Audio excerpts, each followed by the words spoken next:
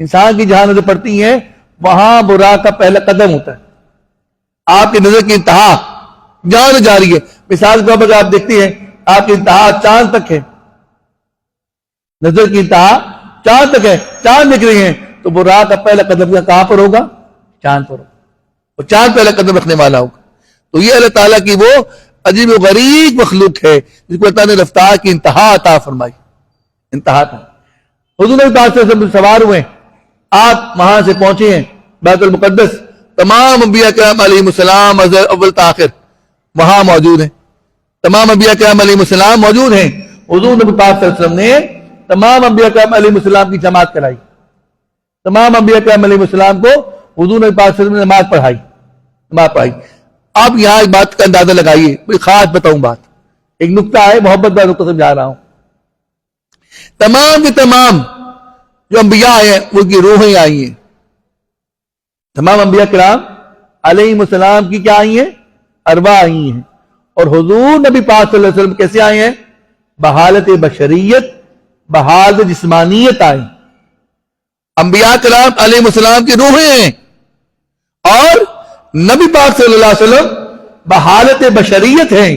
آپ جماعت کروا رہے ہیں اور انبیاء عالم ارواح کے انبیاء روحانی حالت میں, روحی حالت میں حضور کی اقتداء میں نماز پڑھ رہے ہیں. تو وہ بیان کرنے کا مقصد یہ ہے کہ طہارت کا معاملہ ہوتا ہے, درجے کا معاملہ ہوتا ہے. انبیاء کرام علیہ السلام کی ارواح کو وہ بلندی اور وہ عروج حاصل نہیں ہے جو نبی پاک صلی اللہ علیہ وسلم کی جسمانیت کو حاصل ہے. حضور نبی پاک صلی اللہ علیہ وسلم کی جسمانی حالت ان ارواح کی روحی حالت سے انتہائی بلند ہے. پھر طہارت کا معاملہ آتا ہے, پھر طہارت کا معاملہ آتا ہے. تو دوستو, نبیوں پاک کی تمام انبیاء محترم ہے, مکرم ہے, مگر ان کی روح کے اندر وہ طہارت نہیں ہے, وہ پاکیزگی نہیں ہے, وہ لطافت نہیں ہے جو نبی پاک صلی اللہ علیہ وسلم کی روح کو حاصل, جسمانیت کو حاصل ہے, اس مقدس کو حاصل. اندازہ لگائیے, تمام انبیاء اپنی روحوں کے ساتھ بھی آسمانوں کے ایک ایک درجے کو پہنچے. یعنی تمام انبیاء کرام اپنی روحانی حالت میں پہلے آسمان پر سیدنا آدم علیہ السلام سے ملاقات ہو رہی ہے, دوسرے آسمان کے اوپر سیدنا عیسیٰ علیہ السلام سے ملاقات ہو رہی ہے, پھر سیدنا یوسف علیہ السلام سے ملاقات ہو رہی ہے, سیدنا ادریس علیہ السلام سے ملاقات ہو رہی ہے, سیدنا ہارون علیہ السلام سے ملاقات ہو رہی ہے, سیدنا موسیٰ علیہ السلام سے ملاقات ہو رہی ہے, اور سیدنا ابراہیم علیہ السلام سے ملاقات ہو رہی ہے. ہر آسمان پر ایک نبی کی روح سے ملاقات ہو رہی ہے. اور یہ تمام جو ارواح ہیں, درجات طے کیے ہیں علماء کے نزدیک, یہ ان کے مقامات ہیں, یہ ان کے روحانی مقامات ہیں. ان کی روحیں اس مقام پر موجود ہیں, یہ ان کے روحانی مقامات ہیں.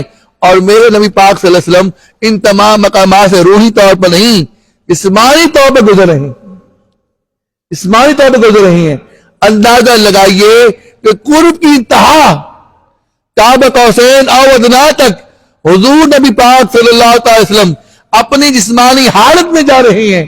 جہاں تک کسی نبی کی روح تک نہیں پہنچ سکتی, وہاں میرے پاک صلی اللہ علیہ وسلم کی جسمانیت جا رہی ہے, تو روحانیت کا عالم کیا ہوگا, روح پاک کی قرب کا عالم کیا ہوگا. حضور نے پاک صاحب کی روح مبارکہ کس قدر عروج اور رفت پہ موجود ہوگی, اس کا اندازہ لگانا عالم بشریت کے لیے ممکن ہی نہیں ہے کہ وہ اندازہ لگا دے.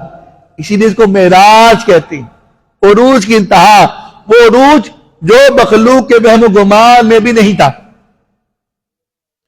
دیدار کی تمنا کی سیدنا موسیٰ علیہ السلام نے, دیدار کی تمنا کی, مگر انہوں کو بھی یہ معلوم نہیں تھا کہ دیدار ہونا کہاں ہے, دیدار ممکن کہاں ہے, دیدار کہاں ہو سکتا ہے, کیسے ہو سکتا ہے. اتنا کہہ دیا, رب ارنی انظر الیک, اے میرے مولا مجھے اپنا آپ دکھا تاکہ میں تجھے تک لوں, میں تجھے دیکھ لوں. یہ تمنا کی سیدنا موسیٰ علیہ السلام نے. حضور نبی پاک صلی اللہ علیہ وسلم کی ہاں یہ دعا موجود نہیں ہے. آپ نے یہ دعا کی ہو رب ارنی انظر الیک, آقا نے نہیں فرمایا. لیکن جب وقت آیا تو وہ مقام حضور نبی پاک سے اظہار کے لیے خاص تھا, اللہ تعالیٰ نے آپ کو لے گیا. اب یہاں ایک بات کا اور نقطہ نظر لگائی دوستوں, ایک نقطہ سمجھاتا ہوں. نبی پاک صلی اللہ علیہ وسلم نے جماعت کرائی بیت المقدس کے اندر, تمام انبیاء کے ارواح موجود تھی, اور ان انبیاء کرام کے سامنے کیا تھے, سفر تھا. ادھر باہر نکلے ہیں, آپ باہر نکلے ہیں انبیاء کرام علیہ السلام کے ساتھ، نبی پاک صلی اللہ علیہ وسلم براق میں سوار ہوئے ہیں، اور جب براق پہلے اسمان میں پہنچا ہے آدم علیہ السلام وہاں موجود ہیں. یعنی براق سے 1000 گنا تیز رفتار کس کی ہے؟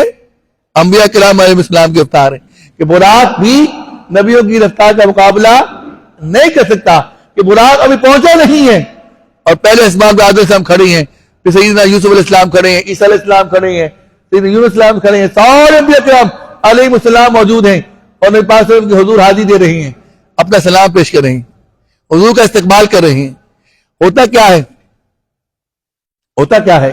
آپ جب کسی کو دعوت دیتے ہیں، بلاتے ہیں، اسے استقبال کے لیے کیا کرتے ہیں؟ اگر آپ نے دیکھا ہو تو بڑے بڑے ملکوں کے صدور جب دوسرے ملکوں میں جاتے ہیں، ایک ملک کا صدر، ایک ملک کا وزیر اعظم جب کسی دوسرے ملک میں جاتا ہے تو ایئرپورٹ پر جہاز کے ساتھ ایک لائن کھڑی ہوتی ہے. تو کیا کرتے ہیں وہ صدور اور وزراء اعظم اس ملک کے جو ہوتی ہیں، جو استقبال کرنے والے ہوتی ہیں، وہ اپنے تمام وزراء کو، بڑے بڑے نمائندوں کو، بڑے بڑے آفیسرز کو، اپنے ملک کے بڑے سربراہ لوگوں کو، سمجھدار لوگوں کو، مشہور لوگوں کو لے جا کر لائن میں کھڑا کرتے ہیں، متعارف کرواتے ہیں. یہ دنیا کا اصول ہے، استقبالیہ جسے کہتے ہیں. یہ ایک استقبالیہ ہوتا ہے جو ایک ملک کا صدر دوسرے ملک کو دیتا ہے. اب اللہ تعالیٰ کے حضور اللہ تعالیٰ کے محبوب کی آمد ہے، اللہ تعالیٰ کے حضور اللہ تعالیٰ کے محبوب کی آمد ہے. محبوب دو جہاں ہیں، اللہ تعالیٰ نے بھی استقبال تیار کیا. ایک استقبالیہ میرے رب تعالیٰ نے تیار کیا، اپنے سب سے بہترین نمائندے، اپنے سب سے بہترین لوگ انبیاء کرام علیہ السلام کو لائن میں کھڑا کر دیا.